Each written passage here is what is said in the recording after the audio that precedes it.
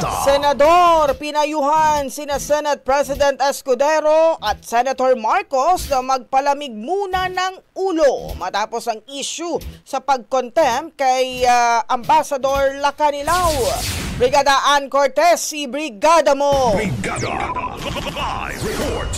Umaasa si Senador Alan Cayetano na magkakaroon ng pagkakataon na makapag-usap sina Senate President Cheese Escudero at maging si Senadora Amy Marcos matapos nga ang issue sa pag-contempt laban kay Special Envoy Marcos Lacanilao. Maalala nagkaroon ng sagutan ng dalawang senador matapos na hindi mapirmahan ni Escudero ang contempt order na hiling ni Marcos para kay Lacanilao. Pero paglilinaw naman ni Escudero, hindi niya tinanggihan ng paglagda nito dahil nung ipakita raw ang dokumento sa media ay hindi niya pa talaga ito nakikita o di kaya hindi pa naipapadala sa kanyang opisina. Bilang medyo matindi pa ang tensyon sa pagitan ng dalawa, ay pinayuhan naman ng senador mga ito na palamigin muna ang kanilang mga ulo at saka mag-usap muli.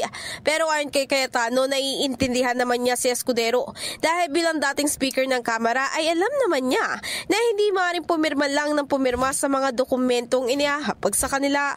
Kamakailan nag-issue na ang Senado ng show cause order laban kay Lacanilao para hingin ang kanyang paliwanag kung bakit hindi siya dapat ikulong. In the heart of changing lives, ako si Brigada Ann Cortez ng 105.1 Brigada News FM Manila, the Music News Authority.